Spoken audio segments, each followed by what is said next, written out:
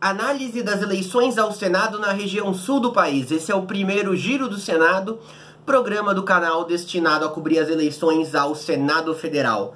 Bom, gente, tinha prometido para vocês uma cobertura mais ferrenha das eleições ao Congresso Nacional, visto que a eleição para a Câmara dos Deputados, para o Senado Federal e também para as Assembleias Legislativas tem uma importância equiparada com a eleição presidencial ou para o governo dos estados. No final, na correria e de tanta coisa acontecendo, tivemos o atentado ao candidato Jair Bolsonaro, tivemos toda a situação da impugnação da candidatura do Lula, agora no começo da semana tivemos a divulgação, a quebra de sigilo da delação do ex-ministro da Fazenda do Lula e ex-ministro da Casa Civil da Dilma Rousseff, Antônio Palocci, por parte do juiz Sérgio Moro. Eu acabei não conseguindo me organizar muito com relação a isso. Cobri as eleições presidenciais ferrenhamente e continuarei cobrindo. Cobri também a eleição aos governos de todos os estados do país. Ontem, segunda-feira, eu publiquei as últimas 12 análises para governos estaduais, na correria também para cumprir a meta aí até o dia 7 de setembro. E tá sobrando só esses últimos dias para focar no Senado e no Congresso. De qualquer forma, como minha cobertura eleitoral anda bem focada na análise de conjuntura e também em observações sobre a chance de cada um vencer, sobre quem deve ir para o segundo turno nas eleições majoritárias e tudo mais, acredito que não crie nenhum tipo de prejuízo. É muito difícil de você decidir o voto só pela cobertura aqui do canal. Mas vamos lá, na medida do possível, eu tive que reduzir um pouco essa cobertura do Senado, os vídeos vão ser menores do que eram para ser, não conseguirei, obviamente, fazer um para cada estado, resolvi dividir por região. Hoje, região sul, cobrindo a eleição ao Senado nos 3 estados da região sul, também hoje, região sudeste, cobrindo nos 3 estados da região sudeste. Hoje ou amanhã publicarei o vídeo da região centro-oeste e depois norte e nordeste. No caso do norte e nordeste vai ser realmente um pouco mais fraca para alguns estados, exatamente pelo fato de que você tem mais estados nessa região do que no sul, que a gente tem só 3.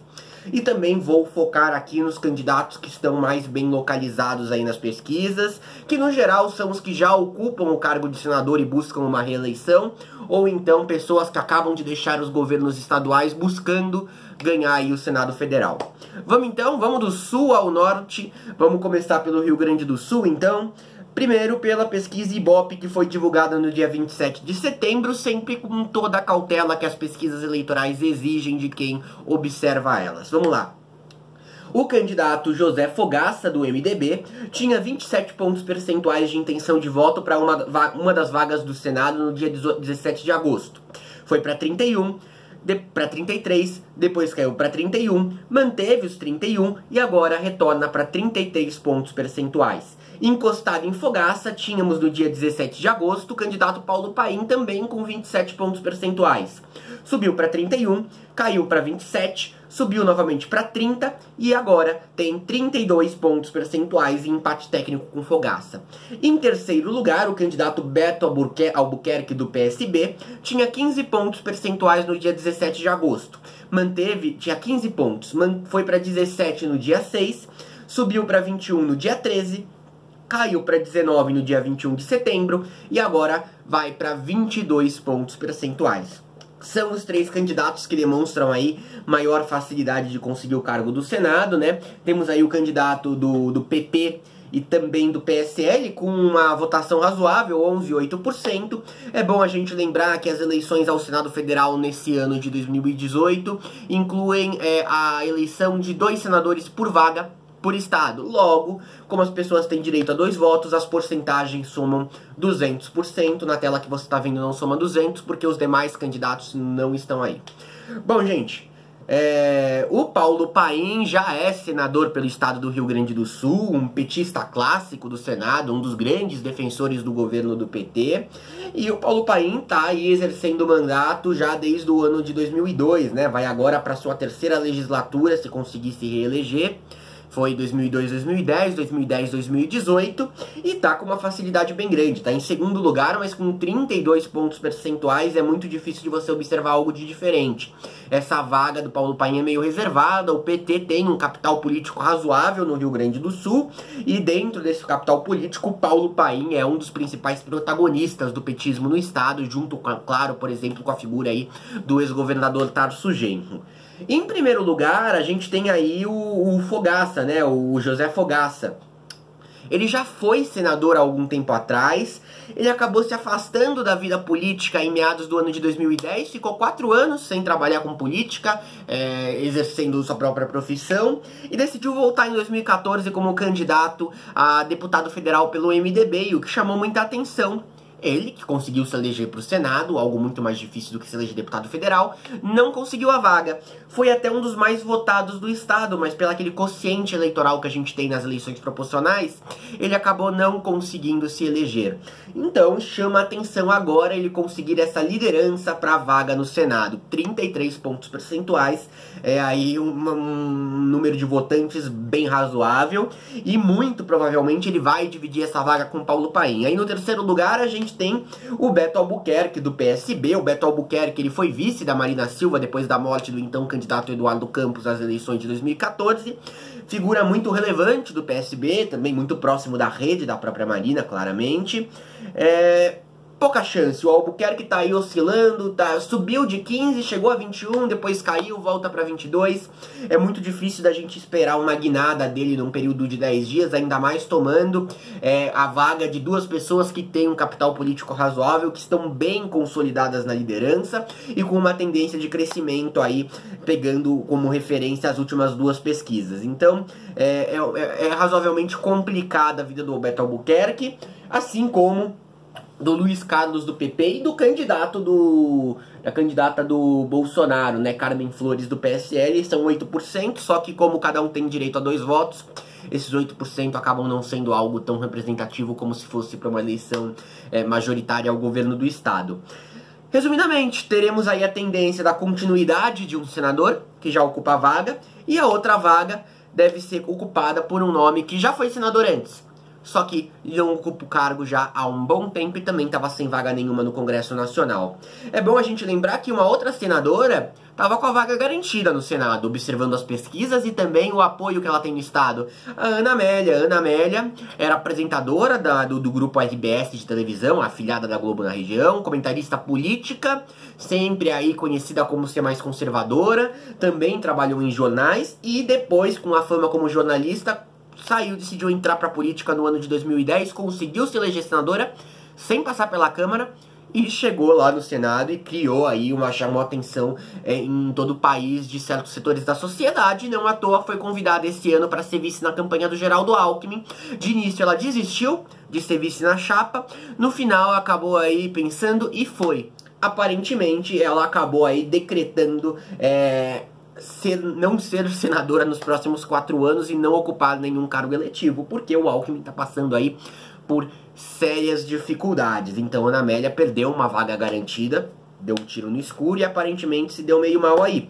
Quem se deu bem com isso foi o José Fogaça, que em certa medida pega parte do eleitorado que era dela. Uma coisa bem interessante, gente, são 3 senadores por estado. Na eleição desse ano a gente elege 2.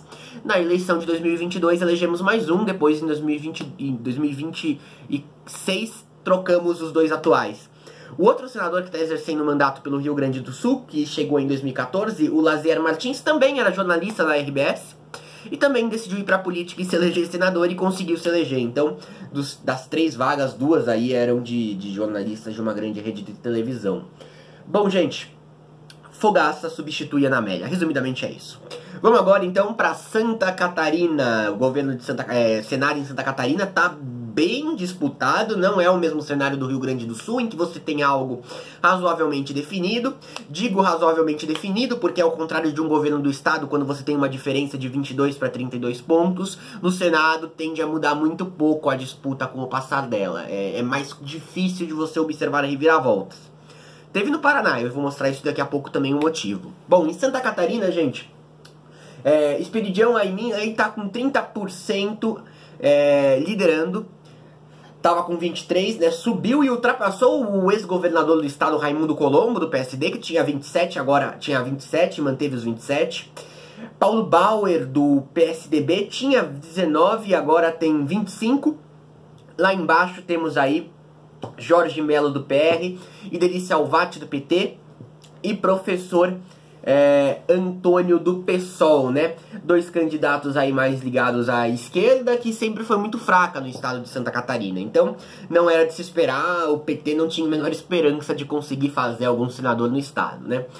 Pegando o caso do Raimundo Colombo, ele deixou o cargo de governador do estado de Santa Catarina em abril, cargo do qual ele exerceu 2 mandatos, se elegeu em 2010, conseguiu se reeleger em 2014, se não me engano no primeiro turno, se não foi no primeiro, foi no segundo com uma facilidade bem razoável.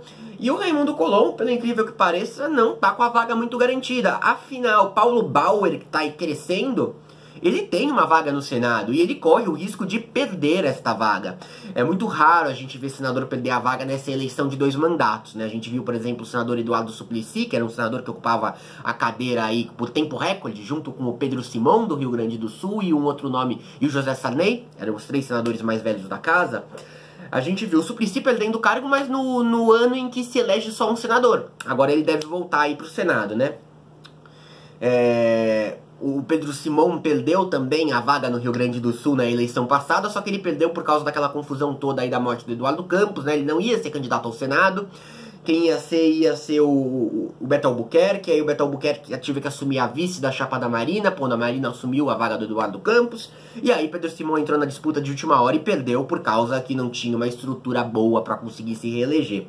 Bom, vamos lá, tô voltando pro Rio Grande do Sul sem perceber.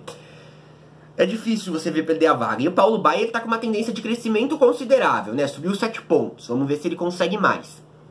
A gente teve um fato em Santa Catarina que os 2 senadores que estavam participando dessa legislatura, que se elegeram no ano de 2010, era o Luiz Henrique. O Luiz Henrique foi prefeito de Joinville por 2 mandatos, depois foi o governador do estado de Santa Catarina, e sempre teve uma potência muito grande na região norte do estado. E o Luiz Henrique tinha vagas garantidas no Senado. E ele faleceu aí no ano de 2015, se eu não me engano, 2014. E com o falecimento do Luiz Henrique entrou o Delírio Beber como substituto. Ele não tem o capital político todo que o Luiz Henrique tinha, inclusive como ex-governador. Então desistiu da reeleição, e quem tentou pegar a vaga do Luiz Henrique? Podemos dizer assim, o Raimundo Colombo, né? O Raimundo Colombo do PSD, partido próximo do MDB, que era o partido do Luiz Henrique. Então, gente, Raimundo Colombo tá tentando pegar aquela vaga e vamos ver se consegue.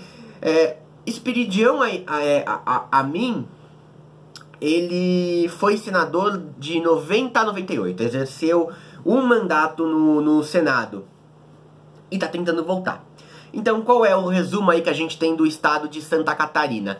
Basicamente, temos 2 vagas, uma delas vai ser trocada, com certeza, ou pelo Raimundo, ex-governador, ou pelo Esperidião Amin, desculpa, gente, tô tanto nome decorando aí que eu troco um com o outro, que já foi senador anteriormente, então não podemos chamar aí de uma grande renovação. Com relação à vaga do Paulo Bauer, talvez ele consiga ela, senão vamos ter 2 nomes novos aí no Senado, que não estavam elegendo mandato nessa última legislatura. E vamos pro estado aí onde a gente tem maior reviravolta no Senado, talvez uma das maiores reviravoltas do Senado Federal de todo o país, que é o estado do Paraná, né? O estado do Paraná, vamos pra pesquisa primeiro? O Requião do MDB tinha 40 no dia 27 de agosto, foi pra 43 no dia 4, depois caiu para 39 agora no dia 27 de setembro. E embaixo, o ex-governador do estado, Beto Richa, do PSDB, tinha 30, caiu para 28 e caiu para 17 pontos. E tá em empate técnico com Arnes da Rede, com 16 pontos percentuais, Canziani do PTB, com 14 pontos percentuais, e também do Oriovisto do Podemos, com 15 pontos percentuais. Vamos falar primeiro sobre o Requião. O Requião tá com uma reeleição praticamente garantida, né? Ele elegeu em 2010, saindo do mandato dele de governador, se consolidou como um nome de Senado no Paraná e vai conseguir a vaga, e ninguém duvidava que ele conseguiria. Quem estava ocupando a segunda vaga dessa legislatura, que se elegeu em 2010 junto com o Requião? A ex-ministra da Casa Civil e atual senadora Gleisi Hoffmann. Gleisi Hoffmann, com todos os escândalos envolvendo aí o seu partido, incluindo o processo de impeachment e tudo mais, acabou se desgastando muito no seu estado Paraná, né? O antipetismo tomou muito o sul do país, especialmente Paraná e Santa Catarina, né? Rio Grande do Sul, como eu disse, ainda tem lá um público razoável pro PT e pros partidos próximos. Gleisi Hoffmann percebeu que não ia conseguir se eleger senadora de novo, nem com 2 vagas. E aí decidiu ir pegar uma vaga na Câmara, que era mais garantida, dava uma segurança pra ela, e aí deixou a vaga em aberto. Quem que tenta, então, pegar esta vaga ao governo de Santa Catarina, do Paraná, quase garantido, uma vaga? O governador Beto Richa, que assim como o Raimundo Colombo em Santa Catarina, no Paraná, assim como o Raimundo Colombo em Santa Catarina, deixou o cargo no mês de abril para poder concorrer ao Senado, né? A sua vice do PP assumiu o seu lugar, tá com problemas também, não tem tanta facilidade ainda para se reeleger. Vamos observar como vai ficar a eleição aí ao governo do Paraná, né? Eu já fiz o giro dos estados do Paraná. E Beto Richa tava bem, 30% contra 40%, até que aí no meio do mês de setembro ele foi preso, né? Ele foi preso por causa de acusações de problemas em concessões de rodovia do estado do Paraná relacionadas à Operação Lava Jato. Foi uma prisão preventiva, né? Logo antes do momento em que candidatos a nenhum cargo eletivo não podem mais ser presos. E o Beto Richa, então, despencou, sentiu o eleitorado do Paraná, não gostou da prisão dele. Ele foi solto depois por uma liminar do ministro Gilmar Mendes, do Supremo Tribunal Federal. Mas não adiantou muito, o capital político dele deu uma boa quebrada aí, ele caiu 11 pontos percentuais e ficou junto lá com o terceiro escalão esse que, junto, pegou os votos do Richa. Então temos aí o Oriovisto, ele é do Podemos e ele é aquilo que a gente chama de outsider. Ele foi fundador do Cursinho Positivo em Curitiba, que depois expandiu suas atividades, a empresa, para uma série de outras áreas. E entra na política aí procurando, foi filiado ao PSDB por 10 anos, mas nunca praticou a política, nunca se elegeu para nenhum cargo eletivo ou ocupou algum cargo. E agora decide sair pro Senado aí como um outsider e tem um desempenho aí, tem chance de conseguir essa vaga, que era da Gleisi, depois foi pro Richa e agora aí tá em disputa. Canziani, ele do PTB, deputado também há tempos, está tentando conseguir essa vaga, também é um nome regularmente conhecido, podemos dizer assim. E temos Arnes da Rede, ele foi senador até o ano de 2010, aí saiu para ser candidato a vice-governador. Ele era PSDBista, saiu do PSDB em 2017 e foi pra Rede, né? E tá conseguindo aí uma intenção de voto razoável, você levando em consideração que a Rede tem poucas intenções de voto. E ele foi um dos únicos que não pegou voto do Beto Richa, que é do PSDB, né? Ele tava bem já nas pesquisas, tinha 17 e caiu ainda dentro da margem de erro para 16 pontos. De qualquer forma, é o que tá mais próximo aí do Beto Richa. Vai ser bem interessante observar na apuração dos votos dia 7 que eu vou cobrir aqui no canal, como que vai ser essa apuração dos votos no estado do Paraná. Vamos ver aí se o Beto Richa se ferrou mesmo, né? É isso, gente. Ficou mais corriqueiro, mais informal aqui. Eu não trouxe muitos dados por causa da correria mesmo. Tenho que cobrir coisas da delação do Palocci e tenho que gravar esse programa de todas as regiões do país hoje ou amanhã no máximo. Um abraço e giro dos estados do Paraná, giro dos estados de Santa Catarina, giro dos estados do Rio Grande do Sul. Análise das eleições aos governos desses 3 estados do Sul. Um grande abraço e desejo um ótimo dia a todos.